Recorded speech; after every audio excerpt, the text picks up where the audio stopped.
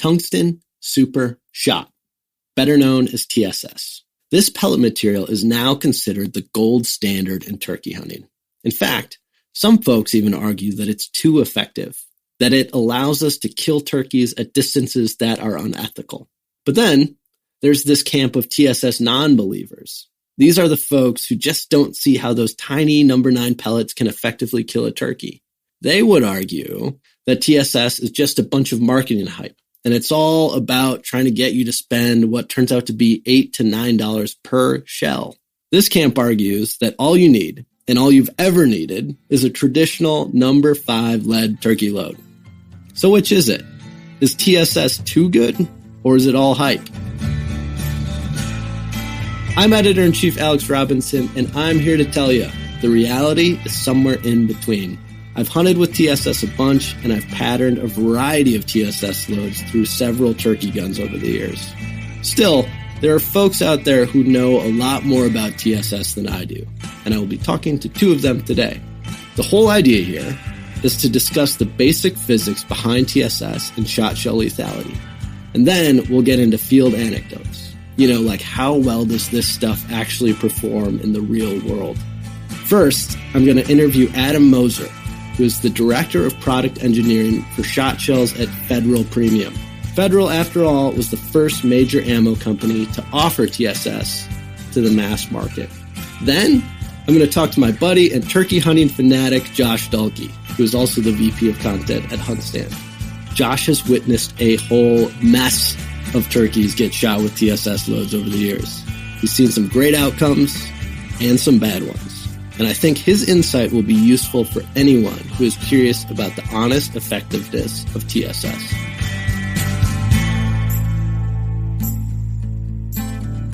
All right, Adam, thank you for joining me on this podcast. Of course, I want to talk to you about TSS.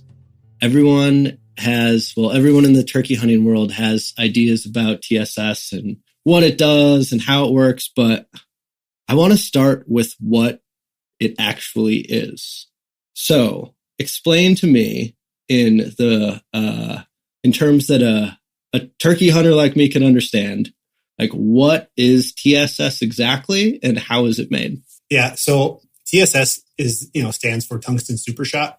It's really reserved for the category of tungsten shot that's around that 18 grams per cubic centimeter density. In the past, we've had tungsten shot that's 15 grams per cubic centimeter density.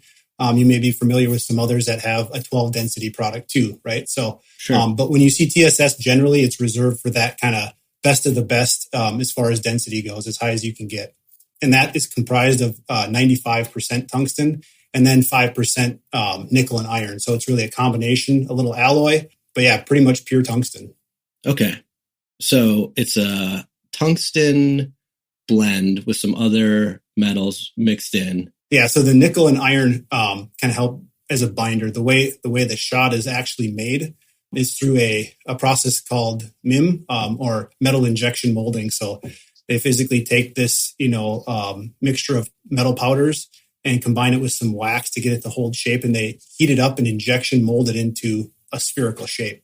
After that, it goes through a sintering process to make it really hard and lock it into place. And then they grind it and polish it to get it to final size and finish. Gotcha. And we'll get into the density part in a second, because I think that is for most of us turkey hunters, that's what we really care about. But the other thing we care about, why is TSS so dang expensive? Well, I think I alluded to it a little bit there, describing how it's manufactured, right? It's not a super straightforward process. There's a lot of work that goes into it. The flip side of it is, mining it or harvesting it from the earth, right? It comes from minerals. It's not itself. Tungsten is not a metal you take out of the earth.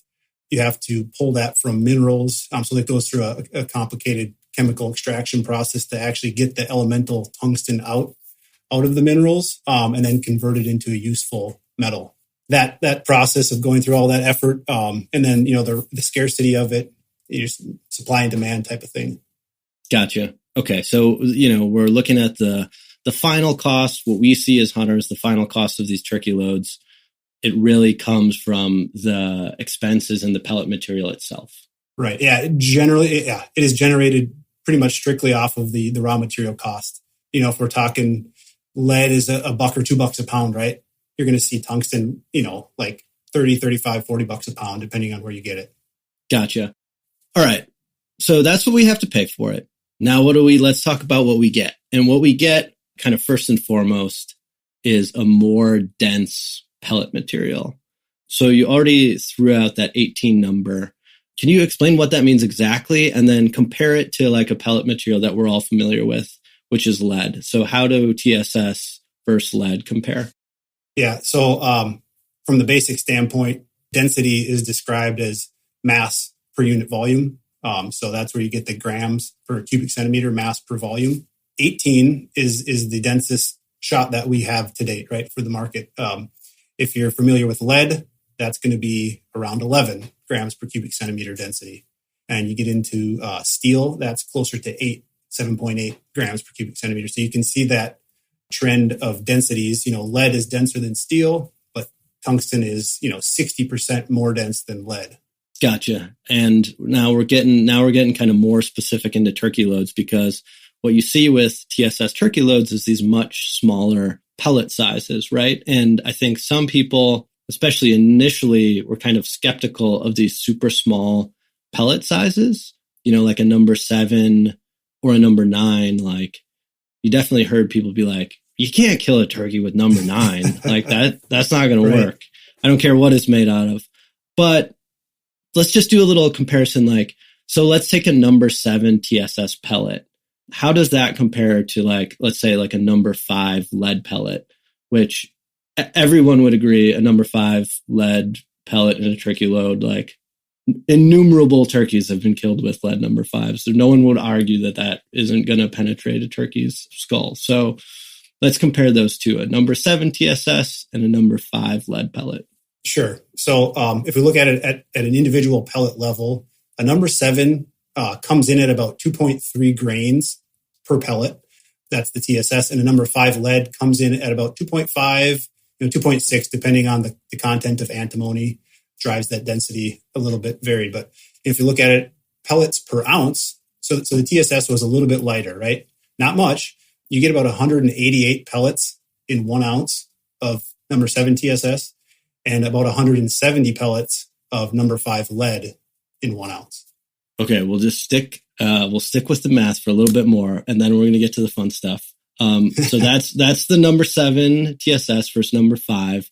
How about the even smaller number 9 TSS pellet compared to a number 6 lead, which, number 6 lead pellets also very popular for turkey hunting? Yeah, a little bit more of a deviation on the weights here. So a number 9 TSS comes in right around 1.2 grains per pellet, and a number 6 lead at roughly 1.9 grains per pellet. Going to the similar analogy on pellets per ounce, 362 number 9 TSS in 1 ounce and 225 number 6 lead in 1 ounce. So pretty big difference there in pellet counts. Yeah. Okay. So in both cases here, what we're looking at is basically a little less weight on a per pellet comparison. But if we're looking at overall payload, significantly more number of pellets per the same payload weight.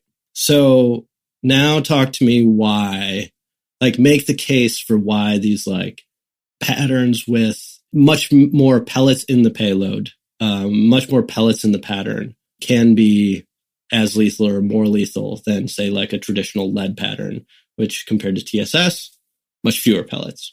Yeah. So really what it comes down to is, driving up your pattern efficiency as much as you can. And the way that TSS allows you to put more pellets on target, one is the obvious, right? You have more pellets in your payload.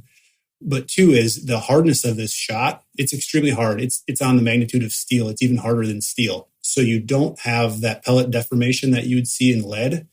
Pellet deformation leads to inefficient patterns, right? There's pellets lost because they're not spherical. They don't fly as well. So that it's got a big thing going for it there.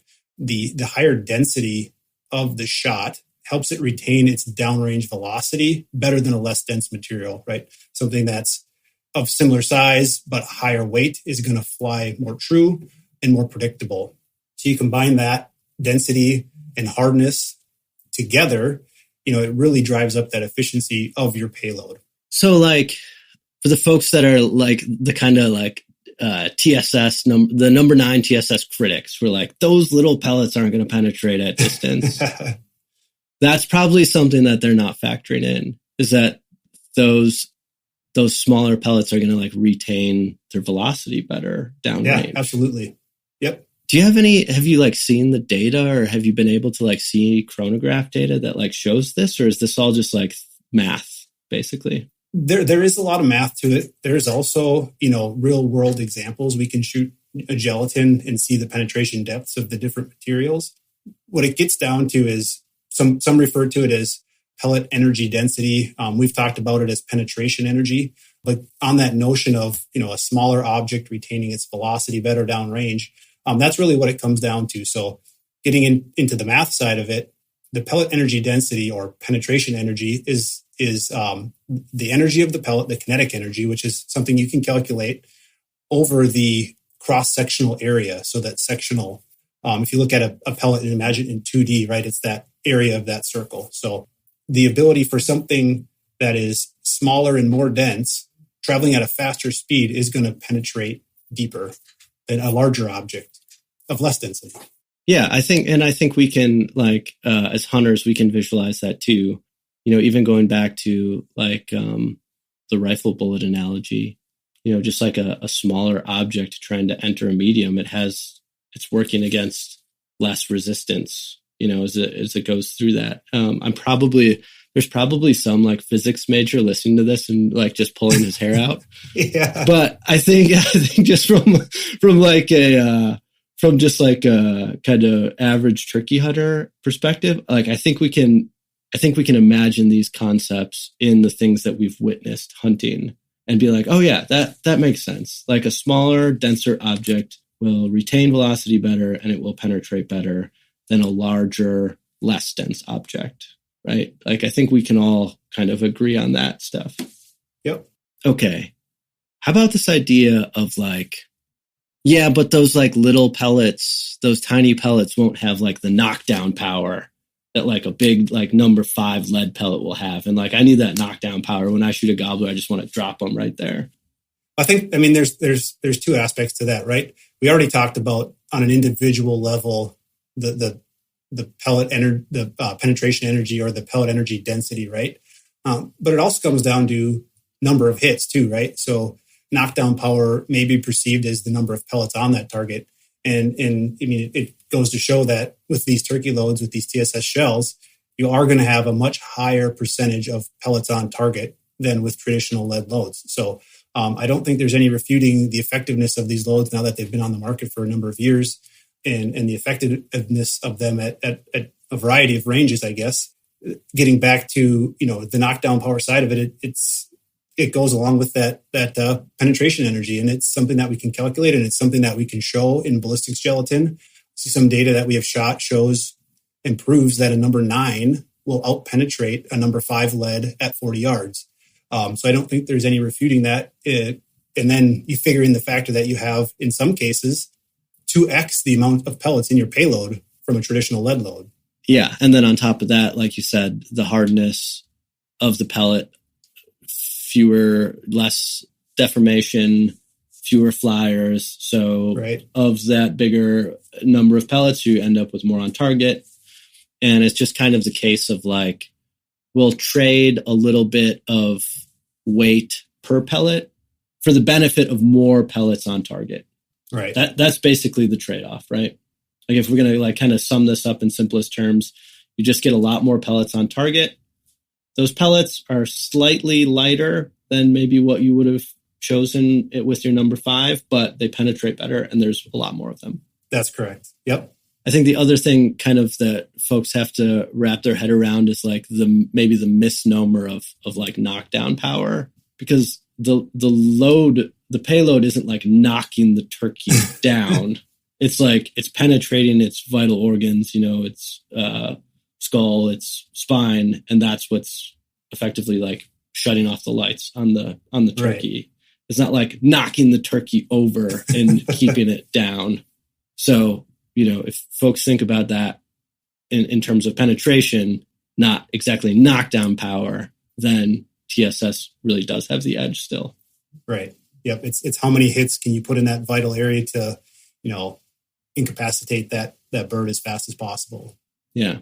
What else do you think turkey hunters should know, like in terms of lethality, when they're like going to pattern their guns and they're like looking at patterns?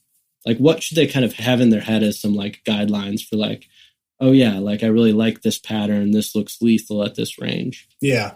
It's kind of been a long-standing kind of guideline is a really effective turkey pattern or shotgun shell should put roughly 100 pellets or more in a 10-inch circle, say at 40 yards. That's kind of our standard distance to evaluate shells at. So that's really where we baseline everything is at 40 yards and something that's going to be effective, whether that's, changing your chokes or your payloads or what that might be to get it to shoot as best as it can is looking for a pattern density that has roughly 100, ideally more than that, pellets in a 10-inch circle. Yeah. And so, that's kind of the baseline and the range and the effectiveness of your shell is going to be based off of how it patterns. Yeah.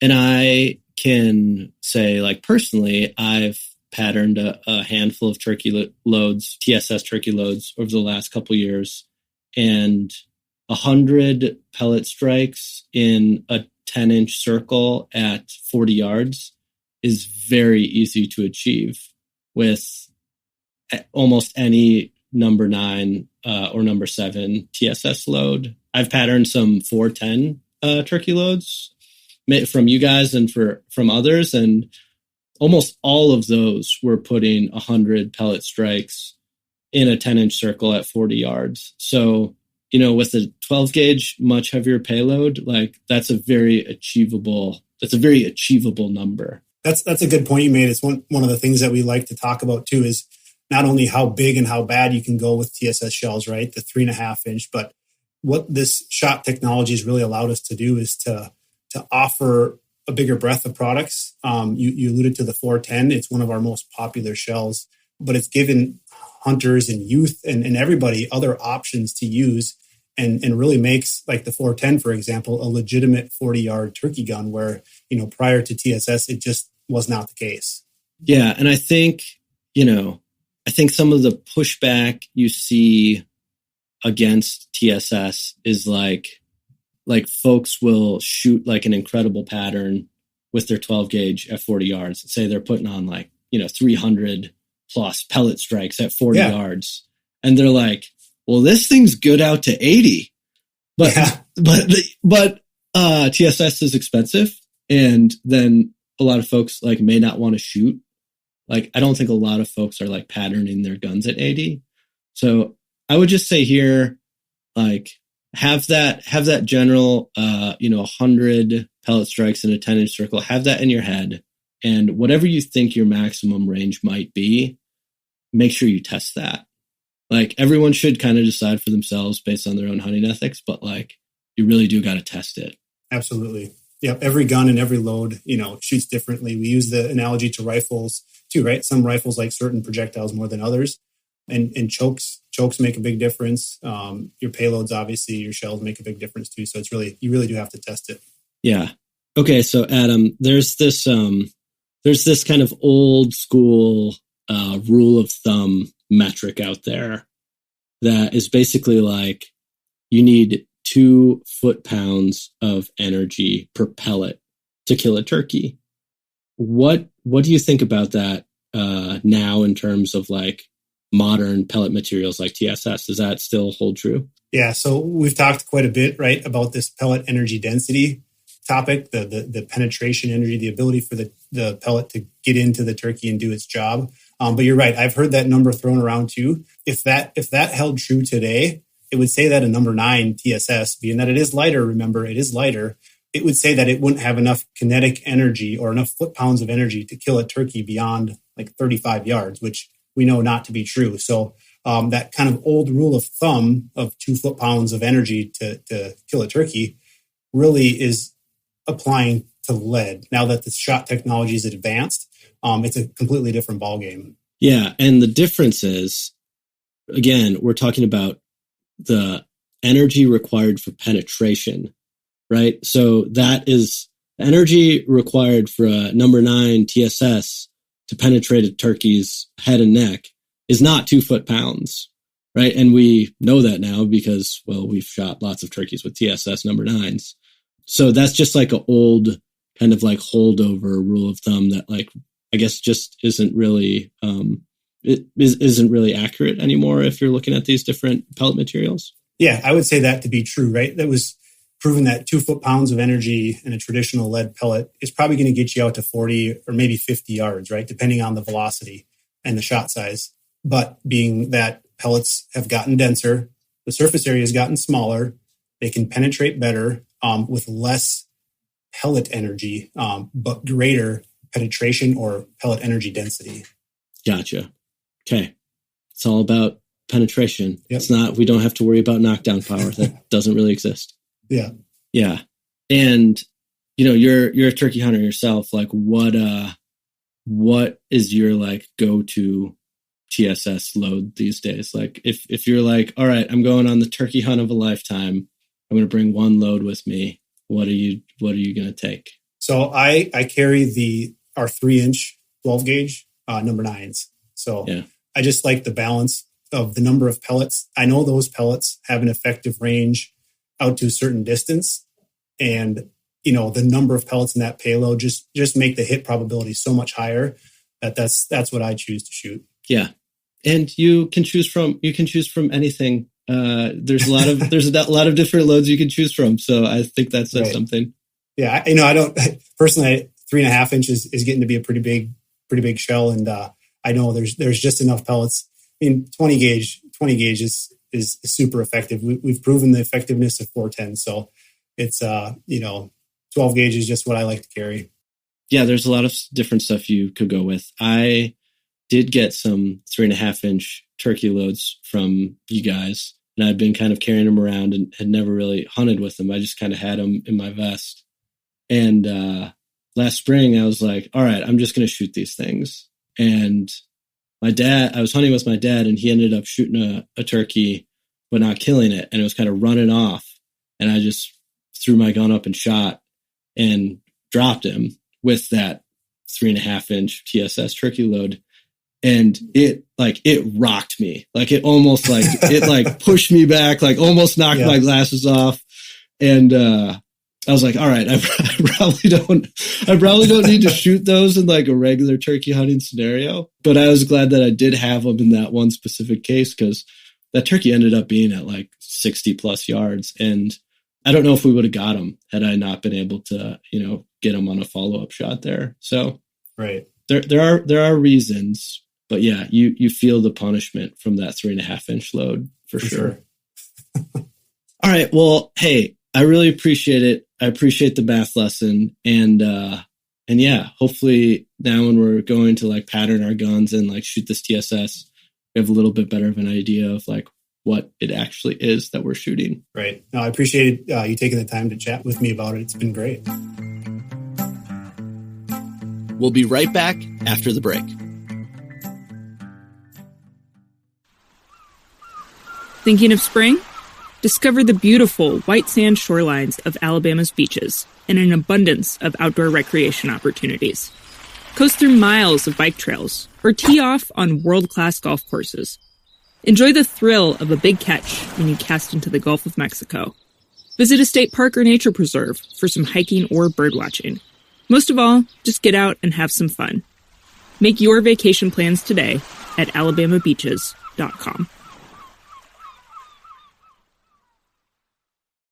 All right, Josh, just take us back a little bit. About how long ago did you start hunting with TSS loads seriously for turkeys? Well, man, it's kind of funny because I remember I was in a turkey camp in Florida probably about a dozen years ago, and I really thought I had things figured out. I had my turkey gun, and I was shooting some kind of turkey loads and whatever factory choke came with it.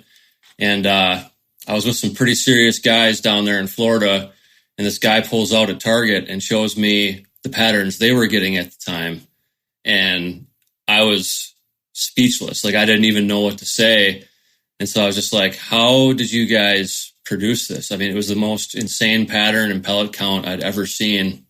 And that's when I found out there's all these guys out there hand loading. And back then, they were starting to get access to the tungsten super shot. So that's how they were doing that. Those guys were shooting the smaller pellet size in TSS a long time ago. But it wasn't until 2018 when Federal first released their shells loaded with TSS. That was my first year shooting it. And I hunted with it in Nebraska for the first time and had a really tough hunt. And on the last morning, I was out there with my buddy, and he was also shooting the same loads. It was the Federal Heavyweight TSS number 9s.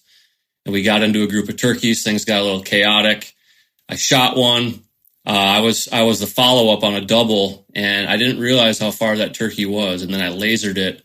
And if my memory serves me correctly, it was either 68 or 72 yards. I can't remember exactly what it was, but this turkey was standing on the edge of a really steep embankment. And when I hit him with that shot at somewhere in the neighborhood of 70 yards, he literally did a backflip over the embankment. And I was like, cool. I ran over there, got him, went back to where we were set up. I took up my laser rangefinder and lasered where he was at. And I'm like, oh my God, that was like 70 yards. That was my first experience with TSS. Okay. That was like 5 years ago. And since then, like, not to hold you to exact numbers here, but like since then, about how many turkeys do you think you've shot and like seen shot with TSS? Okay. So that was my first TSS year was spring of 2018. So that puts me through 6 full turkey seasons, plus the turkey season I just started now in 2024. Best I can come up with. Since 18, I've shot about 50, and I've seen probably triple that between hunting with friends and family. So I've probably seen somewhere around 120 or 150.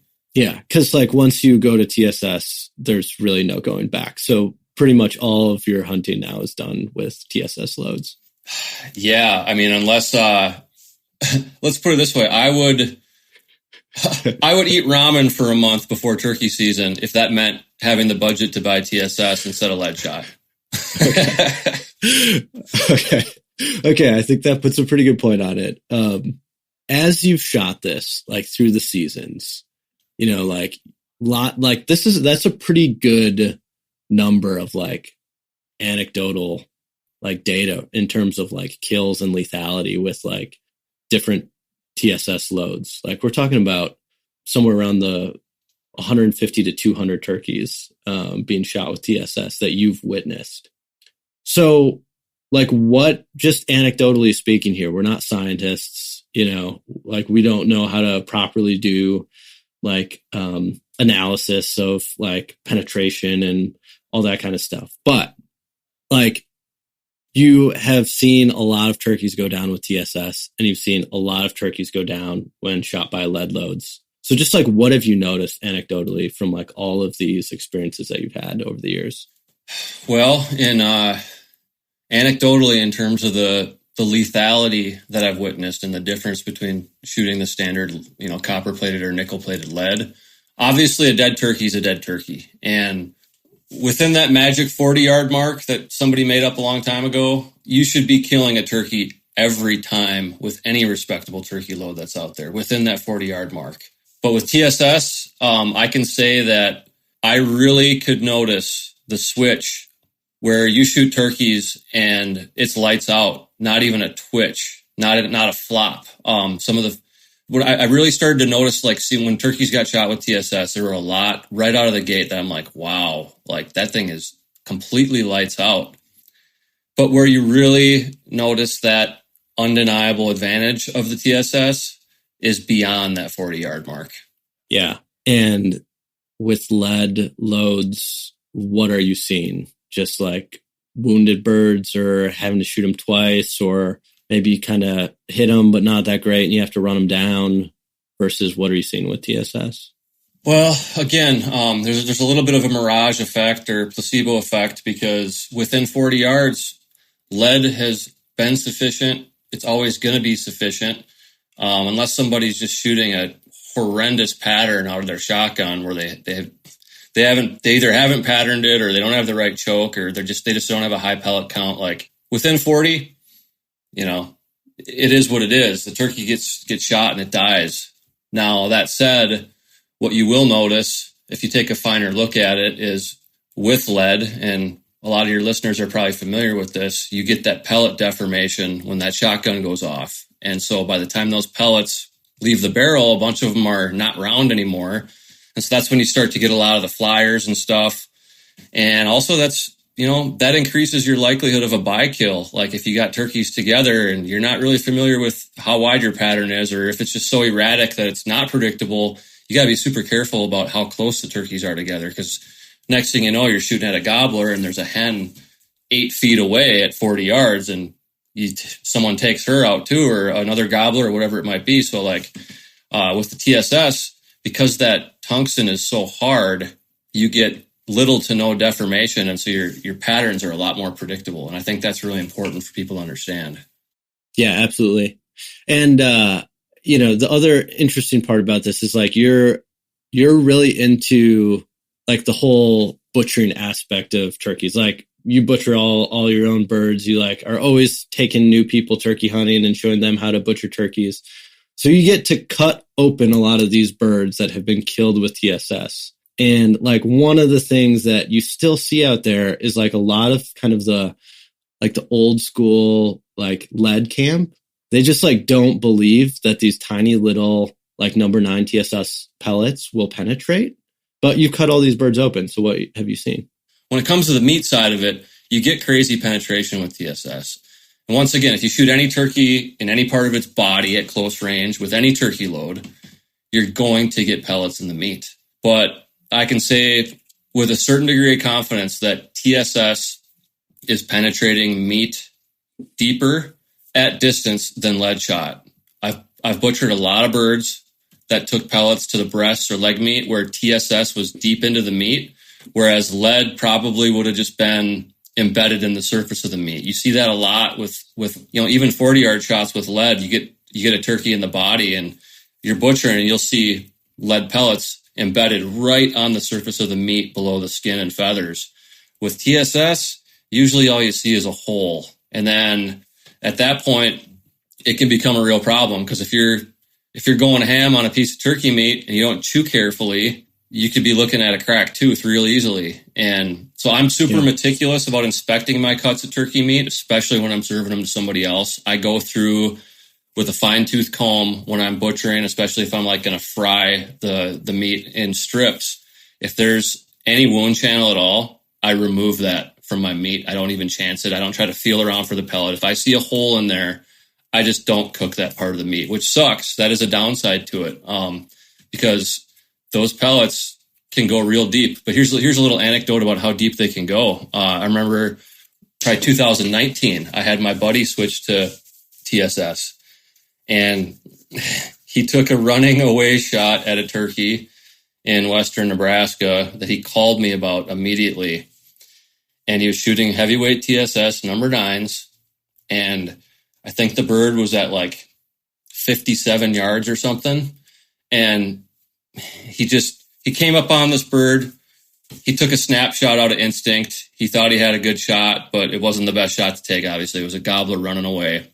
He had a TSS number 9 pellet that had gone all the way through that turkey's body cavity, and he found it in the heart at 57 yards, shooting it from behind. Jeez. So, I mean, that's penetration. There are a lot of dynamics to penetration and terminal performance, but that just speaks volumes to me about how deep this stuff can go at distance. All right. So, like, pretty strong, just like field anecdotes, pretty strong endorsement. You got the Robin Noodle endorsement. But like, it's funny, like there's certain camps that are in turkey hunting that are like that TSS, like those tiny pellets won't penetrate. And then there's another camp that's like, it's like too good. It's like cheating. And in fact, you get some people arguing that like, it's so effective that it might be like endangering turkey populations, or it's like taking away like the real spirit of turkey hunting, which is like calling them in close and like trying to shoot turkeys in close.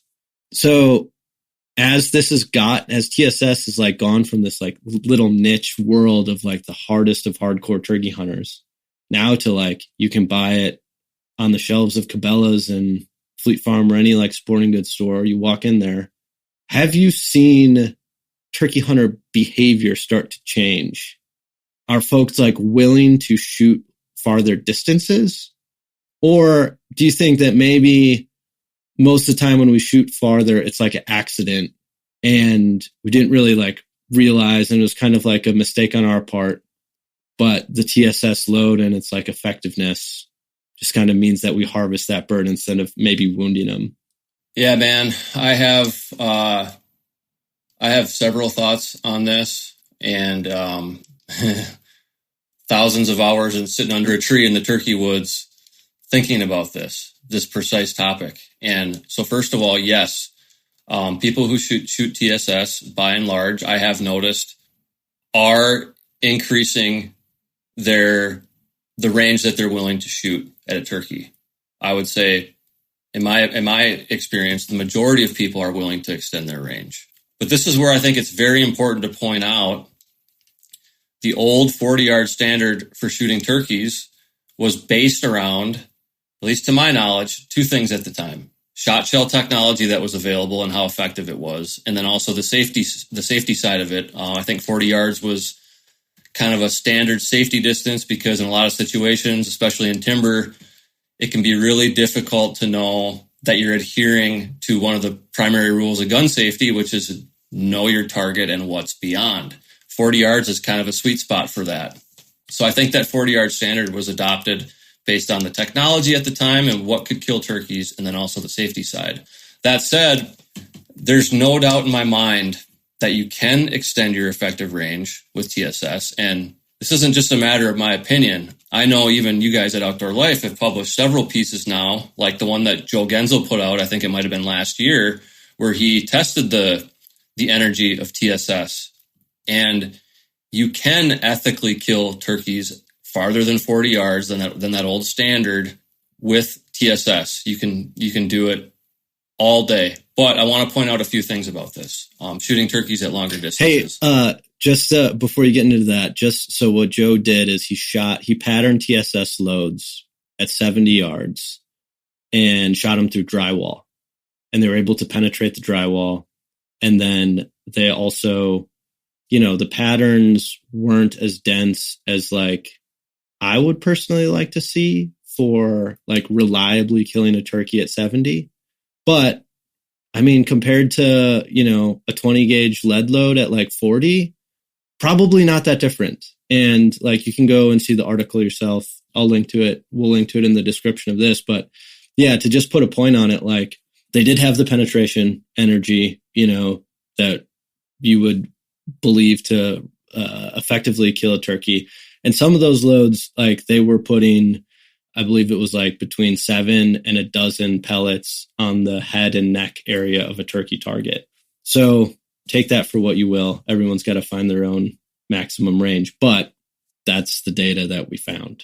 So that is the data. I've referenced that article a few different times. That was a really cool test. I did a smaller one that wasn't nowhere near as extensive, just with my setup at 70 yards, and I found the same thing. I felt like I was getting enough penetration on my target that I was shooting to break a spine or penetrate the skull of a turkey, which is what you need to do to kill it. But when it comes to shooting at longer distances, a couple different things. First, you absolutely need to have a tight enough pattern to put enough pellets into that bird's vitals at those longer distances.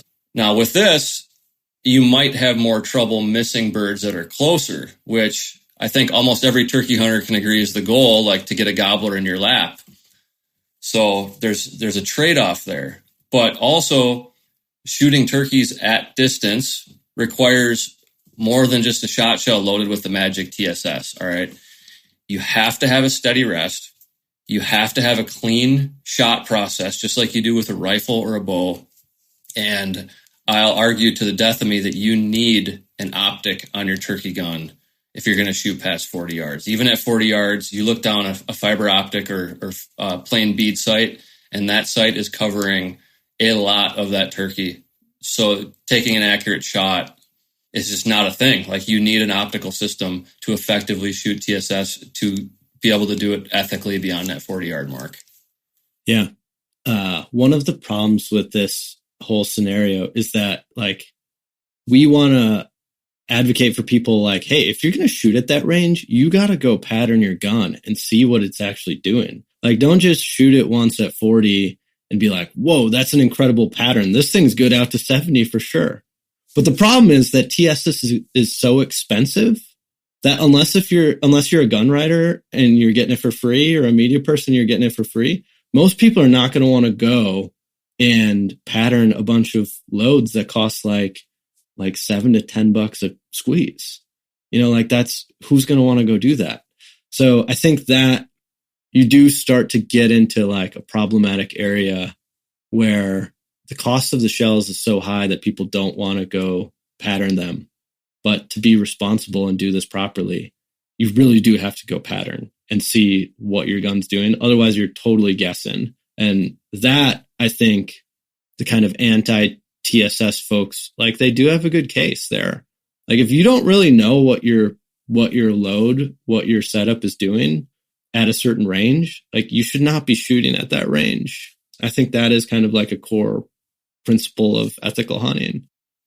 Yeah, man. I would say it's akin to what we're seeing with crossbows right now. It's a matter of education. Like people think they can just grab a crossbow and next thing you know, it just because it has the energy and trajectory to shoot at 100 yards that you can go shoot it like a rifle. And that's just simply not the case. But unfortunately, there's a lot of marketing that plays that up and makes people believe that something like TSS is a magic pill. But that's where it behooves the outdoor lives of the world to really push home that education through content and podcasts like this.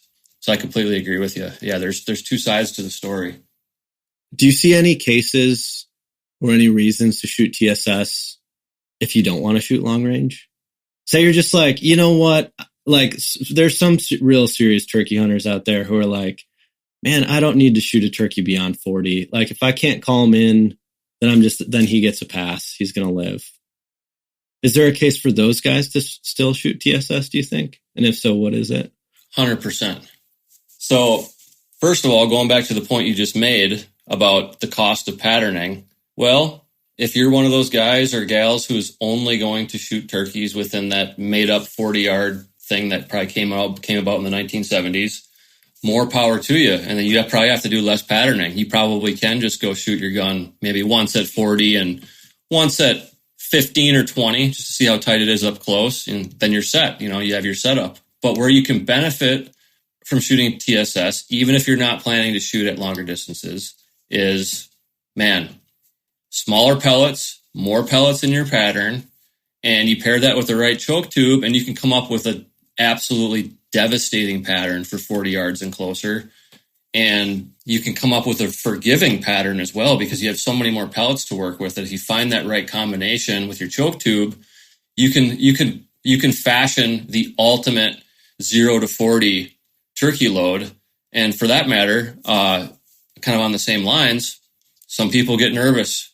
Sometimes you're bringing out kids who pull their shots, and it gives you a little bit of an insurance policy by having more pellets to work with and finding the right choke tube and getting the right pattern. That, you know, if you're someone who's only trying to kill birds within 40, who cares what your 10-inch circle looks like at 40? You know, you want to look at your whole pellet distribution, and you might want to give yourself a nice wide window to work with. And that's fine too, but more pellets and it gives you that flexibility. Yeah, that's a great point. Do you have a maximum range of like what you're going to shoot at in your mind when you go turkey hunting? And how did you settle on that? Well, I've changed my mind a few different times based on experience. And anybody who doesn't do that, who doesn't change their thought process or just their opinions on things based on nuances is just an idiot. Because, I mean, you have to accept the facts as they're presented to you in real time and adapt. So for me, man, I think the ultimate sweet spot for TSS, at least for my setup, for pattern density and for energy, is around that 50-yard mark. But my maximum range that I don't like to go beyond intentionally is 60. I know I've seen enough turkeys die with TSS from 50 to 70 that I know that you should be able to kill them if you have the right setup at 60 yards every single time without fail. Right setup, right conditions. And then, that includes turkey being in the right position. You generally don't ever want to shoot a bird that's in full strut because not as good a view on their vitals. And if you're in timber versus open, that's a different thing as well. But the other thing is nobody's perfect about estimating distances to turkeys, and it's not always practical to pull out a rangefinder. I always carry a rangefinder when I turkey hunt, and when the circumstances allow, I always sit down and range objects so that I know what my bubble is within that 60-yard mark.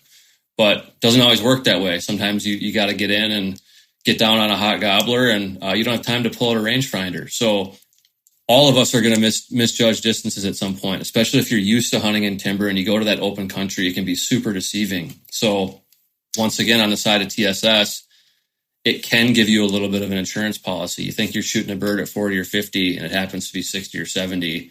It might be the difference between a wounded bird and a burnt ego, or a dead bird, a full tag, and high-fiving your buddies. So it can give you a little bit of buffer to save your ass as well. Yeah. So 60, unless if things go wrong and we kind of misjudge the range and maybe that gobbler spooks a little bit and takes a couple steps farther, you don't account for that. Like, there's all these little things that can kind of happen in a dynamic hunting scenario, dynamic shooting scenario, that where you can't perfectly account for everything.